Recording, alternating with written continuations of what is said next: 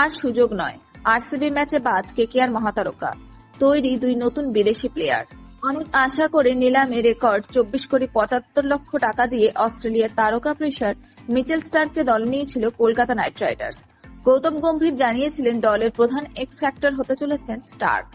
কিন্তু মরশুমের প্রথম 6 ম্যাচ হয়ে গেলেও একেবারেই কেকেআর ফ্যানেদের আশা পূরণ করতে পারেননি তিনি। একটি ম্যাচ ছাড়া বাকি সব ম্যাচ চূড়ান্ত ফ্লপ। অনেকেই বলেছেন স্টার্কের কারণে হারতে হয়েছে রাজস্থানের বিরুদ্ধে।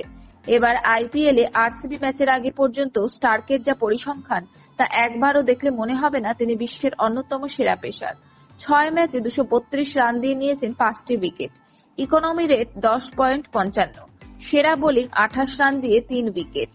রাজস্থানের বিরুদ্ধে শেষ ম্যাচেও 4 ওভারে 50 রান দিয়ে একটি উইকেট নিতে পারেননি স্টার্ক। ইতিমধ্যেই স্টার্ককে দল থেকে বসিয়ে অন্য কোনো প্লেয়ারকে খেলানোর কথা ভাবছেন কলকাতা নাইট রাইডার্সের ফ্যান এবং একাংশ ও একাধিক ক্রিকেট বিশেষজ্ঞরা।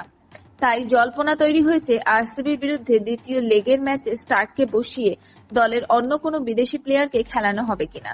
স্টার্কের বদলি হিসেবে কেকেআরে রয়েছে শ্রীলঙ্কার পেসার দুষ্মন্ত চামিরা। এছাড়াও রয়েছে ওয়েস্ট ইন্ডিজের শেরফান রাদারফোর্ড। দুষ্মন্ত চামিরাও যথেষ্ট ভালো গতিতে বোলিং করে থাকেন।